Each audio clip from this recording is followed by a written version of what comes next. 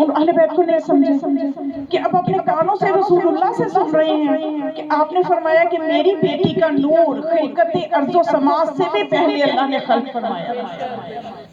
تو پھر لوگوں نے پوچھا، صحابہ نے پوچھا کہ یا رسول اللہ کیا آپ کی بیٹی پھر انسانوں میں سے نہیں ہے؟ تو آپ نے فرمایا وہ انسل حوراء الانسیہ ہے، وہ انسانی شکل میں حور ہے. تو پھر صحابہ نے سوال کیا کہ یا رسول اللہ وہ انسانی روح میں حور ہیں، تو اللہ نے جب ان کے نور کو خلق کیا تو فاطمہ کے نور کو کہاں رکھا؟ تو آپ نے فرمایا میری بیٹی کے نور کو عرش کی زینت بنایا، عرش کو مزین کیا میری بیٹی کے نور سے. پھر پوچھنے لگے کہ یا رسول اللہ اس وقت آپ کی بیٹی کی غذا کیا تھی؟ جب سیدہ کا نور تخلیق ہوا تو جب خلقت ہو گئی تو غذائے سیدہ کیا تھی؟ تو رسول اللہ نے فرمایا تسبیح و تقدیس خدا میری بیٹی کے نور کی غذا تھی.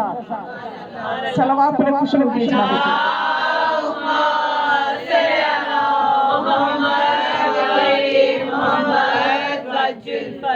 تو اب یہ چیز سمجھ میں آئی کہ جب جناب سیدہ کنیز لینے کے لیے گئی، کنیز کا کیا کام ہے؟ جسم کی آسائش کے لیے، آرام کے لیے، بدن کی راحت کے لیے نا، کہ کوئی ملازم ہو ساتھ کہ جو آپ کا ہیلپنگ ہینڈ ہو جائے اور آپ کو بھی کچھ راحت مل جائے. اور غذا کا کیا کام ہے؟ وہ بھی انسان کو راحت دیتی ہے، طاقت دیتی ہے. تو اب جناب سیدہ جب کنیز لینے گئی ہیں تو رسول خدا نے کنیز کے بجائے تسبیح دے دی، کیونکہ رسول جانتے ہیں میری بیٹی کو کون سی چیز تقویت دے گی، اس کی خلقت سے واقف ہے کہ ہمیں اس میں کیا ملا درس. ہمیں یہ ملا کہ ہم اپنی جسمانی غذا کے لیے بہت پریشان رہتے ہیں، ہم اپنے رنگ و روپ کے لیے بہت پریشان رہتے ہیں کہ میں یہ چیز کھا لوں مجھے طاقت ملے، سردیاں ہیں تو مجھے یہ کھانا ہے، گرمیاں ہیں تو مجھے یہ کھانا ہے. اسی فکر میں ہم اپنی عمریں گزار دیتے ہیں. کبھی ہمیں اپنی روحانی طاقت پہ توجہ کرنی چاہیے کہ ہماری جو روحانی طاقت جب ہوتی ہے نا تو وہ ظاہری امور جو جسمانی طاقت سے ہمیں نظر آ رہا ہوتا ہے کہ شاید ان کے لیے جسمانی طاقت چاہیے، اگر انسان میں روحانی طاقت ہو تو وہ کام اس سے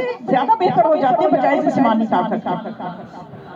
میں آپ کو مثال دوں کہ ایک یہودی تھا، جب اس نے سنا نا کہ علی نام کا کوئی ہے جوان کہ جس نے خیبر کے دروازے کو ایک انگلی سے اکھاڑا، جس کو 70 بندے کھولتے اور بند کرتے تھے، اس نے کہا مجھے ملنا چاہیے، وہ علی کیسا ہے، وہ علی کون ہے؟ اس کے ذہن میں تھا بہت ہی کوئی موٹا تازہ، کوئی جس قسم کا کوئی جسامت، قوی الجسامت کوئی شخص ہوگا.